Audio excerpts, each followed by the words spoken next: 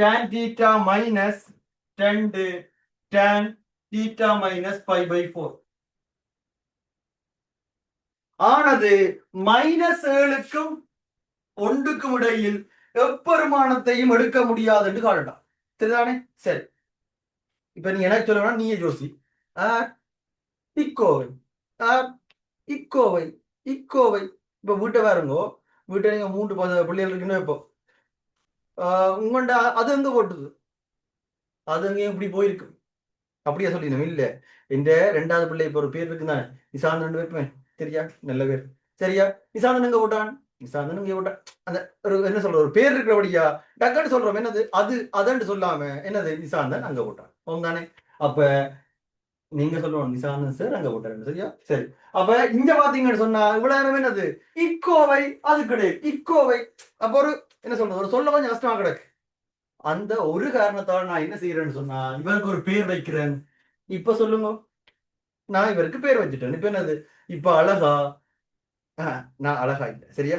நான் அழகுதான். நான் சொல்றது அழகா என்று நீங்க கூப்பிடல. அதாவது இதுக்கு நான் ஒரு பேர் வச்சுட்டேன். இப்ப பாருங்க, இப்ப எந்த கோவை? இக்கோவை இல்ல.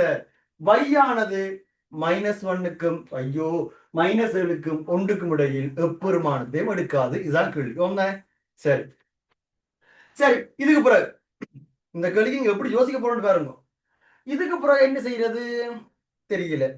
நீங்களே சொல்லுங்க பாப்போம்.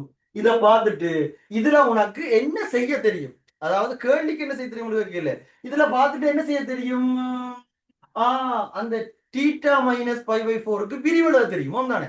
அப்ப இப்ப நான் என்ன செய்ய போறேன்னு சொன்னா விரிவெழுத போறேன். ஏன் எழுத போறேன் தெரியாது, எழுத போறேன் பாருங்க. அப்ப இப்ப tan தீட்டா மைனஸ் 2 இப்ப சொல்லுங்க விரிவு. tan theta minus tan 45 over 1 plus tan theta into tan 45 ஒன்று. விரிவு எழுதியாச்சு. அது சரி, இதுக்கு அப்புறம் என்ன செய்ய போறேன்? என்ன செய்ய போறேன்? அதாவது என்ன செய்ய தெரியும்? இது ரெண்டுக்கும் போமாசி எடுக்க தெரியும். சோ அதான் செய்ய போறேன். சரியா? போமாசி எடுத்தா 1 plus tan theta மேல இங்க பெருக்கப்பட்டா tan theta plus tan வர்க்கம் theta minus 2 tan theta minus into minus plus 2. சரியா? இது ஒருக்கா சுருக்கி எழுதி விடுறேன். சுருக்கி எழுதினீன்னு சொன்னா tan வர்க்கம் theta இவரையும் சுருக்கினா minus tan theta plus 2 by 1 plus tan theta. சரி, இதுக்கு பிறகு என்ன செய்ய தெரியும்? இதுக்கு பிறகு குறுக்க வைக்கலாம். இப்ப வரைக்கும் கேள்விக்கு இப்படித்தான் செய்யணும்னு செய்யல. என்ன செய்ய தெரியும்? என்ன செய்ய தெரியும்? என்ன செய்ய தெரியும்? அதுதான். சரியா? இத குறுக்க பெருக்கி விட்டா y சக y tan theta சமன் இந்த வர போது tan வர்க்கம் theta minus tan theta plus 2. சரிதானே? சரி, இப்ப பார்த்தோம்னு சொன்னா எல்லாத்தையும் ஒரு சைடு கொண்டு போறேன். ஒரு சைடு கொண்டு போனா என்ன வர போகுதுன்னு சொன்னா tan வர்க்கம் theta மைனஸ் இவரும் அங்கால போனா இவரும் tan theta இவரும் tan theta மைனஸ் வரப்போதும். அந்த மைனஸையும் tan thetaவையும் பொதுவ எடுத்து விட்டா y plus 1 tan theta வரப்போகுது. இங்கால 2 கிடக்கு, நீ அங்கால போய் கழிவட்டா என்ன வரப்போகுது? 2 மைனஸ் y சமன் 0. ஓம் ஓம். இப்ப சொல்லுங்க, வந்திருக்கிறது tan ஒரு இருபடி சமன்பாடு. இருபடி சமன்பாடா? இருபடி சமன்பாடு. ஒரு நிமிஷம் பொறுங்க, கேள்வி வாசிப்பேன் திருப்பி. தீட்டாவின் எந்த மெய்ப்பெருமானங்களுக்கும் மெய்ப்பெருமானமா? இருபடி சமன்பாடு மெய்ப்பெருமானம். இருபடி சமன்பாடு மெய்ப்பெருமானம். இருபடி சமன்பாடு பாடத்துல எக்ஸின் மெய்ப்பெருமானத்திற்கு டெல்டா பெரிது சமன் 0. அப்ப இப்ப நீங்களே சொல்லுங்க, இதுல ஒரு வசனம் கிடக்கு. தீட்டாவின் மெய்ப்பெருமானத்துக்கு தீட்டா மெய் என்று சொன்னா tan தீட்டாவின் மெய்தான். அப்ப இது டேன்ல ஒரு இருபடி சமன்பாடு தானே. அப்ப டேனுக்கு என்ன விட மெய்ப்பெருமதி. அப்ப இருபடி சமன்பாட்டுல டேன் மெய்ப்பெருமானத்துக்கு என்ன நிபந்தனைன்னு சொன்னா டெல்டா பெரிது சமன் 0. அப்ப இதுக்கு மேல ஒரு வசனம் எழுதுவீங்கள், tan தீட்டாவின் மெய்யிற்கு என்று போட்டு எழுதுவீங்கள். அப்ப இப்ப சொல்லுங்க, டெல்டானா என்ன? b வர்க்கம் minus 4ac. c என்றது 2 minus y சமன் 0. இப்ப விரிவழினா y வர்க்கம், இங்க 2y, இங்க சக சாரி சக 4, அப்ப 6y, இங்க பெருக்கினா 1, இங்க சய 7. இதுடா இப்படி வர போதும் தானே. இத படியா பாருங்கோ.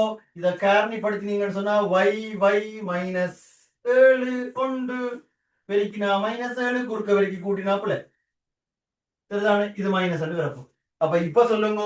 இப்ப y பிளஸ் 7 y மைனஸ் 1 பெரிது சமன் 0. நீங்க மேக்ஸ்ல ஆக பேசிக்ல என்ன படிச்சிருப்பீங்கன்னு சொன்னா இப்படி சமன்லி எப்படி தீர்க்கன்னு படிச்சிருப்பீங்க.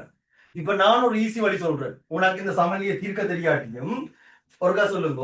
இத 0 சமப்படுத்தினா என்ன வரும்? -7. இத 0 சமப்படுத்தினா என்ன வரும்? 1. அப்ப எண்கோட்ல குறியுங்கோ. -7 இது 1. சரியா? இதுகின்ற விட எப்படி இருக்கும்னு சொன்னா 1 இதுக்கு வெளியில இருக்கும் அல்லது இதுக்கு இடையில இருக்கும். ரெண்டத்தான் விட. சரிதானே. சரி, அப்ப இப்ப நான் என்ன செய்ய போறேன்னு சொன்னா இதுக்கும் இடையில, அதாவது -7க்கும் 1க்கும் இடையில ஒரு பெருமானம், ஒரு ஈஸி பெருமானம் சொல்லுங்க பார்ப்போம். உங்களோட மார்க்ஸ் சரிதானே. அப்ப 0 பூஜ்ஜியத்தை கொண்டு என்ன செய்ய போறேன்னு சொன்னா இந்த கோவையில போட போறேன். 0 போட்டா 7, 0 போட்டா -1, 7 -1 எவ்வளவு? மைனஸ்.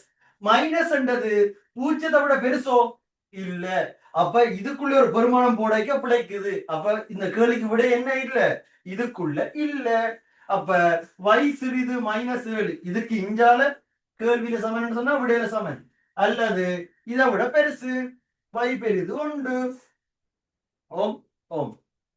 ஒரு நிமிஷம் பொறு. கேள்வி என்ன? இக்கோவையானது இல்ல இல்ல y ஆனது -7க்கும் 1க்கும் இடையில் எப்பெருமானத்தை எடுக்காது. இதுன்ற விடையே -7க்கும் அங்காலையும் 1க்கும் அங்காலையும் தான் இருக்காம். அப்ப என்னது? -7க்கும் 1க்கும் இடையில் எப்பெருமானத்தையும் எடுக்காது. சரிதானே. சோ இங்க பாத்தீங்களா?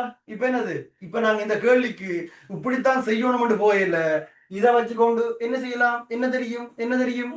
என்ன தெரியும்? இல்ல என்ன தெரியும்? சரிதானே. அப்படி என்ன ஒண்ணு போனோம். கடைசியா என்னது? கடைசியா ஒரு இடத்துக்கு பிறகு என்ன செய்யணும்னு தெரியல. திருப்பி கேள்விய வாய்ச்சா அங்க ஒரு தரவு கிடக்கு மெய்ப்பாருமானம். சரிதானே. சொல்ல போனா இப்படி கேள்வி இப்ப வரைக்கும் பாசிபிள காணையில வரக்கூடாது இல்ல. சரியா. சரி, அவ்வளவுதான். எடுத்துக்கொள்ளுங்க.